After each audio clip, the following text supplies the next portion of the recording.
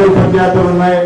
ఇక్కడి నుంచి వచ్చిన పెద్దలు ఈ రోజు భారతదేశంలోనే కాదు ఖండాంతరాల్లో పెద్ద పెద్ద ఉన్నత స్థాయిలో ఎదిగారు. అలాగే ఇక్కడున్న మీరందరూ కూడా ఆ భగవంతుని కృప వల్ల ఇక్కడున్న ఉపాధ్యాయుల వల్ల మీ అందరి జీవితాలు సుఖ సంతోషాలుగా ఉండాలని ఆ భగవంతుని ప్రార్థిస్తూ ఈ కార్యక్రమాన్ని ప్రారంభిస్తున్నా. సోదరులారా, ఈరోజు మీ అందరికీ తెలుసు భారతదేశ వెన్నెముక ఎవరంటే యువతే. ముఖ్యంగా ప్రపంచంలోనే ఏ దేశానికి లేని శక్తి మన భారతదేశానికి ఉంది, అదే యువశక్తి. ఈరోజు కేంద్రంలోనైతేనే రాష్ట్రంలోనైతేనే మనం యువజనోత్సవాలు చేసుకుంటున్నాం.